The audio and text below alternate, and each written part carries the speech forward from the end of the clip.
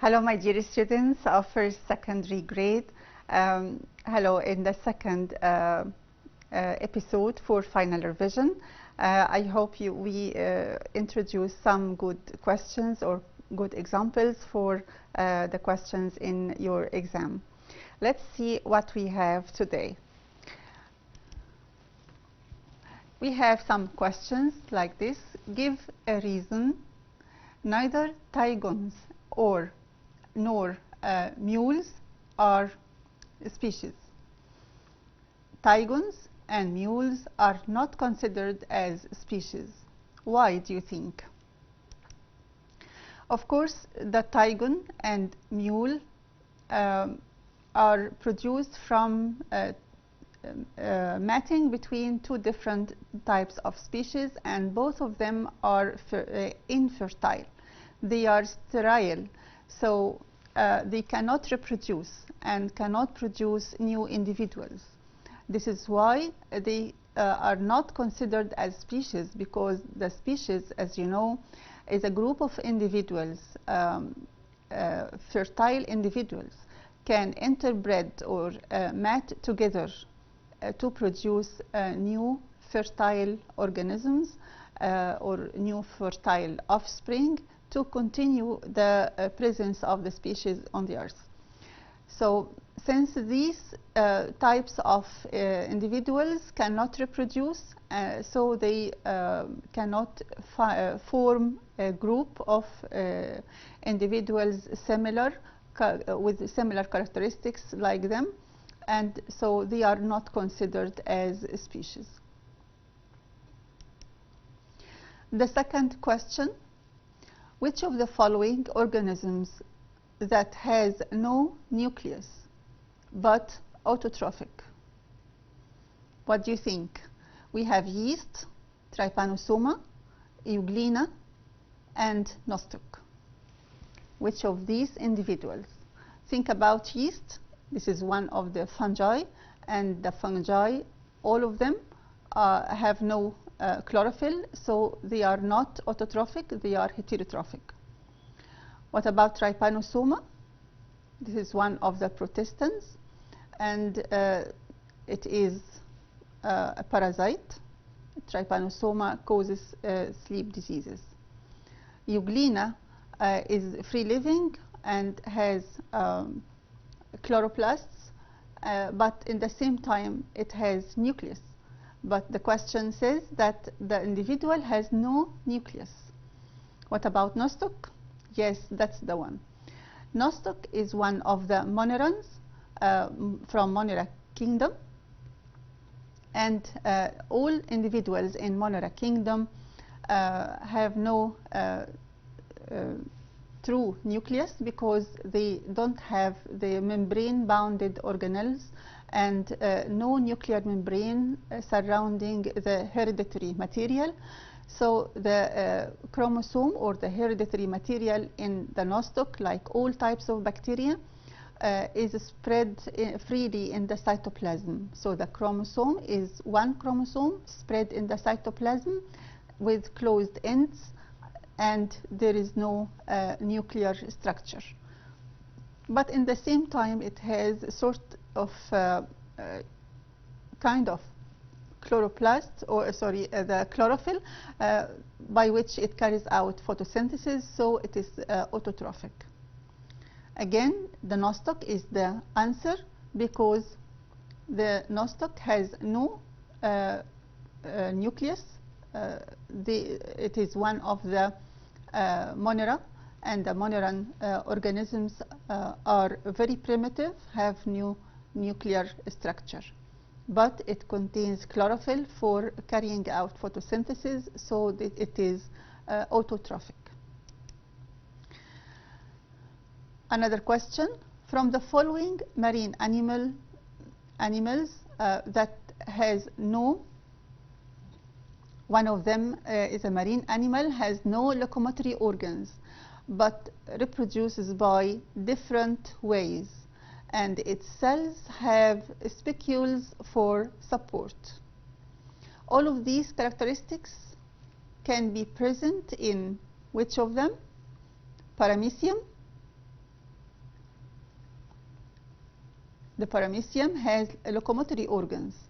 They move by cilia. Trypanosoma moves by flagellum, as you know.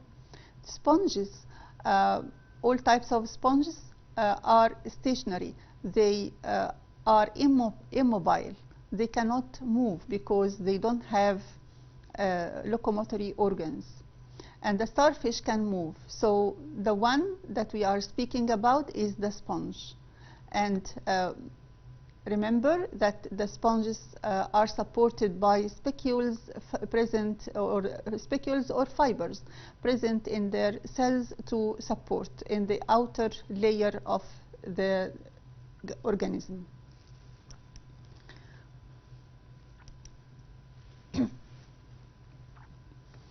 Remember this, my dear students, this is the dichotomous key. The dichotomous key that is present in your book. This is a good example for the dichotomous key. Remember, we can classify a big group of organisms into two in each time, depending on certain principle or certain criteria. And the insects here are divided into two groups according to the presence of the wings of the insects. So the wingless insects are represented by the ant. The ant is one of the wingless insects. But the winged insects can also be classified into two main groups. Depending on what? Depending on the number of wings. Some of them have one pair of wings. The other group has two pairs of wings. So the first one can be divided also to two groups depending on the principle of what? The length of the legs. In case of fly, the legs are shorter than the body. In case of mosquito, the legs are longer than the body. Speaking about the other group with two pairs of wings, we can also classify them again into two smaller groups depending on the color of the wings. In case of the moths, the color of the wings, good colors like the picture shows. The wings covered by bright scales with different colors, but the dragonfly has no colored scales and the wings are transparent. We will have some questions like this one. Design a dichotomous key to classify these living organisms. And this is one of the examples that we might find in the exam. We have different types of individuals here, and what you have to do is to find principles on which you classify them. Let's see the answer. The principles or criteria of classifying these organisms, we have bacteria, yeast, and mushroom. What do you think will be the principles? The first principle or the first criteria, we can classify them into two groups depending on the structure of the nucleus. And remember, the bacteria has no nuclear structure, but the chromosome is one and present in the cytoplasm freely without nuclear membrane or nuclear envelope. But the yeast and mushroom have true nuclei. So we put bacteria in one group and yeast and mushroom in the other group. We call the individuals with no true nucleus the prokaryotic organisms. So these living organisms can be classified into two groups. One of them is called prokaryotic organism, and the other group is called eukaryotic organisms. The prokaryotic organism is like bacteria, and the eukaryotic organisms can be classified into two groups depending on the number of the cells. The yeast has one cell, unicellular, and the mushroom is multicellular.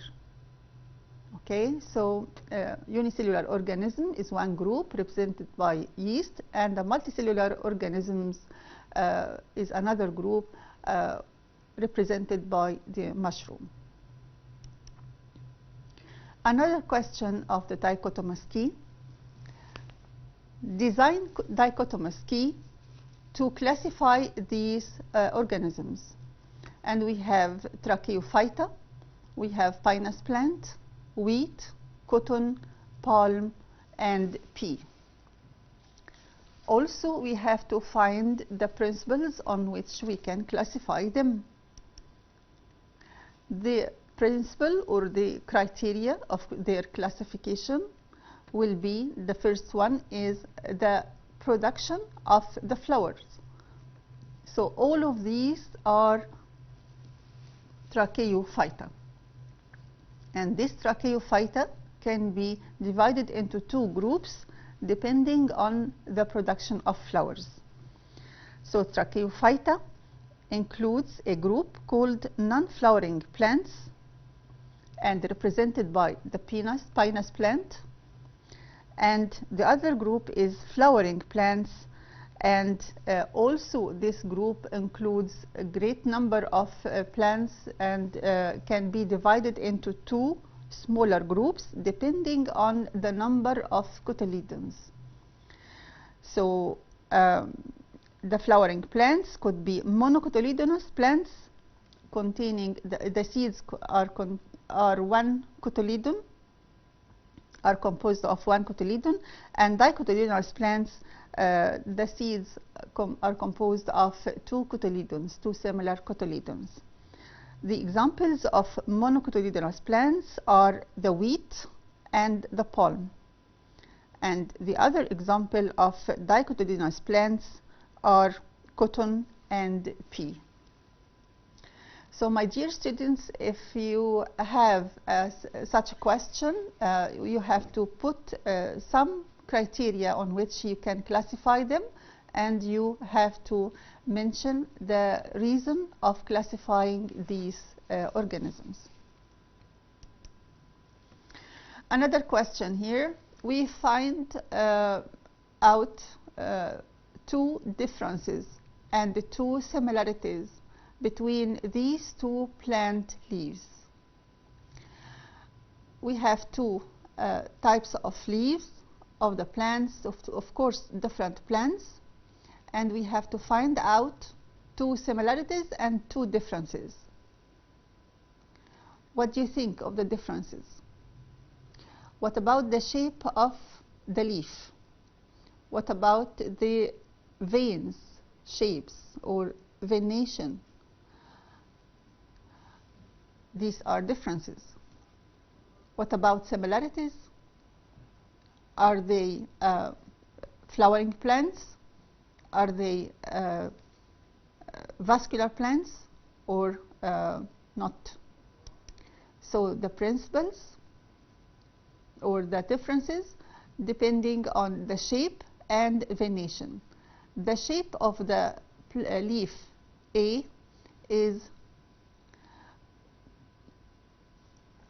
pinnate, and the shape of the leaf B is ribbon shaped. The venation of the first one is pinnate venation, and the other one is parallel venation. Remember, the first leaf is related to dicotyledonous plants with pinnate or palmate leaves, the venation of the leaves, I mean. And in the plant B, the leaf is related to monocotyledonous plants with parallel venation. What about the similarities? Both of them are from one phylum, vascular plants, Tracheophyta, and both of them have flowers. They reproduce by flowers, so they are flowering plants. The comparison of the questions that you might find in your exam will be something like this, asking about one or two differences or one or two similarities. Another question, find out one difference and one similarity between these two worms. We have worm A and worm B. Do you remember the name of worm A? It is a tapeworm. Tapeworm, and the worm B is the earthworm. Speaking about the difference between both worms, the first one, or worm number 1, is related to the flatworms or platyhelminthes, and the second worm, worm B, is related to annelida or ringworms. This is one of the differences. And of course, you know that the tapeworm is parasitize on man and animals, and the earthworm is a free-living worm. This is the mode of living. And the body organs, speaking about the body organs, we find that the tapeworm as a parasite has or lacks to many of the body systems and body organs, except for the reproductive system and the alimentary canal for feeding. But what about the earthworm? It has developed sensory organs or nervous system and body systems like digestive system, circulatory system, urinary system, and so on. The living freely or the free living organism must have body systems to carry out its vital activities without depending on another host. One of the similarities, they are from animal kingdom. Yes. Now a comparison between two classes of the arthropoda. And remember, when we say arthropoda, we speak about the animals, the invertebrates, and these invertebrates have jointed legs, pairs of jointed legs. The example of arachnida, we have two examples here, spider and scorpion. And another phylum, another class is the class Insecta, is represented by these different insects, fly or bugs or moths or different or dragonfly or locust. All of these are different examples of Insecta. Speaking about the comparison, we have to mention the parts of the body. In case of arachnida, the body is composed of two parts, cephalothorax and abdomen. But in case of the insects, the body is divided into three parts. Look at the fly, three parts, head, thorax, and abdomen. And the body is segmented. Speaking about the eyes, in case of arachnida, we have one pair of simple eyes, but in the insects, we have one pair of compound eyes. So it has different or a big number of eyes. Speaking about the appendages or the legs, we have jointed legs in both classes. In case of arachnida, can you count them? Yes, in each side there are 4 jointed legs, so we have 4 pairs of jointed legs. But in the insects, we have 3 pairs only of jointed legs. Also, we can find that the arachnida respire by lung books and tracheids, and the insects are respiring using their tracheoles. My dear students, we have another question, another example of the questions that we might have in our exam. Have a look to these graphs. Each graph represents the rate of production of the oxygen during photosynthesis, and the amount of oxygen production by a plant during the daytime. So in each graph there are 2 axes. The vertical one represents the amount of oxygen produced by the plant, and the horizontal one represents the hours during the daytime. Which of the following graphs shows the effect of chlorophyll gene on a plant during a daytime hours from sunrise to sunset? Now we will study each graph. The first one shows that the production of oxygen starts by the beginning of the day in a high rate and declines by the end of the day. The second one starts low amount of oxygen, increased by the daytime, and decline by the end of the day. The third one starts from 0 and goes up and remains in a high level. The fourth one shows the curve which is inverted. Starts high, and by the daytime, by the midday, it declines towards the 0, and by sunset it rises up again. So what do you think in these graphs?